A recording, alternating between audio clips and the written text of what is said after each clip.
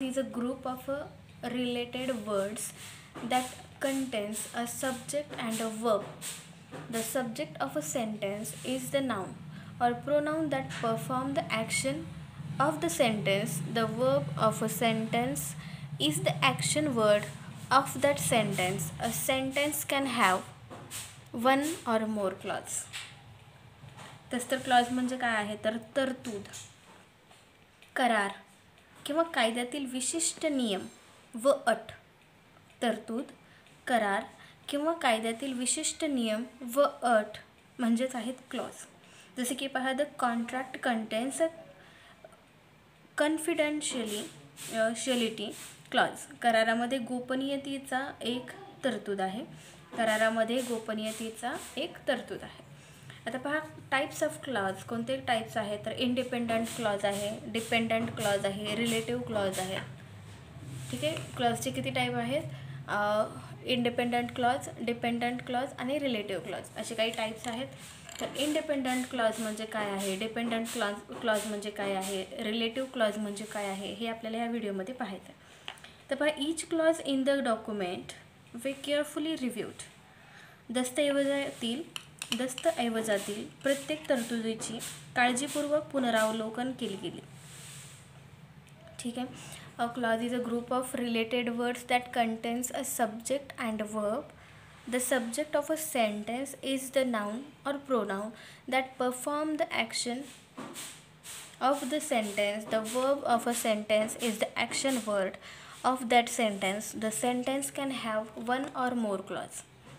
आता independent clause म्हणजे काय आहे तर an independent clause in addition to having a subject and verb contains a complete thought. Therefore, it can stand alone. If a clause stands alone and makes sense by itself, it can easily be identified as an independent clause. An independent clause is, in addition to having a subject and verb, contains a complete thought. Therefore, it can stand alone. If a clause stands alone and makes sense by itself, it can easily be identified as an independent clause. ठीक आहे. तर आता independent clause म्हणजे काय आहे तर वाक्य स्वतंत्रपणे लिहिता येते. वाक्य स्वतंत्रपणे लिहिता येतं. इंडिपेंडंट क्लॉजमध्ये वाक्य स्वतंत्रपणे लिहिता येते.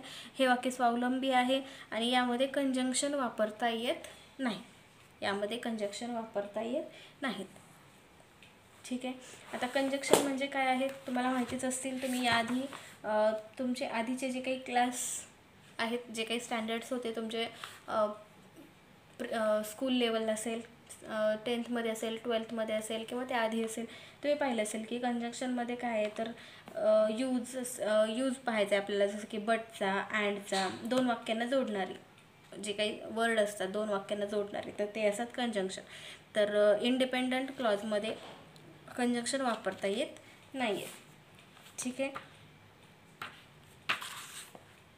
तर आता यानंतरचा आपला टाईप आहे. ठीक आहे. यातलंच पहा, इंडिपेंडंट क्लॉजमध्येच काही इन्फॉर्मेशन दिलेली आपल्याला ती पाहूयात. My daughter speak 3 languages. काय सेंटेन्स दिले आपल्याला? My daughter speak 3 languages. This is an example of a independent clause. My daughter is the subject and speak is the verb. My daughter is the subject and speak is the verb. The thought of the clause is complete so the readers does not anticipate any extra information. Yes. तर हे जे काही independent clause आहे तो आपला झालेला आहे. आता आपण घेऊयात नवीन टाईप क्लॉजची, डिपेंडंट क्लॉज. तर डिपेंडंट क्लॉज काय आहे पहा. A dependent clause is a clause that contains a subject and a verb. However it does not have a complete thought. A dependent clause cannot stand by itself. If a group of words contain a subject and verb but lacks of complete thought, it is identified as a dependent clause. One more time we read. A dependent clause is a clause that contains a subject and a verb. However, it does not have a complete thought. A dependent clause cannot stand by itself. If a group of words contains a subject and verb but lack of complete thought, it is identified as a dependent clause. Example, as I was running after my dog. This is an example of a dependent clause. I is the subject and was running is the verb. I is the subject and was running is the verb. However, I thought is not complete and the reader of this. In that sentence, this is an example of a dependent clause. I is the subject and was running is the verb. However, the thought is not complete and the reader of this. Clause anticipates reading more information. Clause anticipates reading more information. पहा dependent clause काय आहे तर वाक्य स्वतंत्रपणे लिहिता येतं नाही. Dependent क्लॉजमध्ये वाक्य स्वतंत्रपणे लिहिता येत नाही. जेच वाक्य इंडिपेंडंट क्लॉजमध्ये स्वतंत्रपणे लिहिता येत होतं पण डिपेंडंट क्लॉजमध्ये वाक्य स्वतंत्रपणे लिहिता येत नाही तर मुख्य वाक्यावर अवलंबून असतं.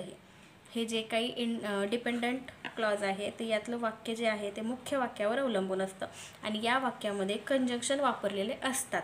पण इंडिपेंडंट क्लॉजमध्ये आपण कंजंक्शन वापरले नव्हते आणि डिपेंडंट क्लॉजमध्ये आपल्याला कंजंक्शन वापरलेले दिसतात इथे. आता कंजंक्शन म्हणजे काय आहे तर a conjunction is a word used for joining words, phrases और सेंटेन्सेस. जसं की पहा fruit and vegetables, at home and at school, I bought apples and he bought bananas. तर अँड जिथं वापरले तर हे अँड जे आहे ते कंजंक्शन आहे. मग असे कंजंक्शन्स कोणते आहेत किती आहेत. There are many conjunctions but here we shall deal with only. असे कंजंक्शन्स तसं तर खूप सारे आहेत पण काही कंजंक्शन कोणते आहेत पहा. जसं की अँड असेल, बट असेल, ऑर, बिकॉज. ठीक आहे. तर अँडचा यूज आपण आत्ताच पाहिला. तर तसेच बट आणि ऑरचा यूजही तुम्हाला माहितीच असेल. बट जसं की Simran went to the market but didn't buy anything किंवा the teacher called Rahul but he didn't come. तर ह्या टाईपचे सेंटेन्स जे असतात आणि त्यामध्ये जो हा जोडणारा शब्द असतो तर त्याला कंजंक्शन असं म्हणलं जातं. आता आपण पाहूयात रिलेटिव्ह क्लॉज. रिलेटिव्ह क्लॉज काय आहे तर relative clause also known as an adjective clause is a dependent clause that functions as an adjective in a sentence. A relative clause therefore contains a subject and a verb but not complete thought.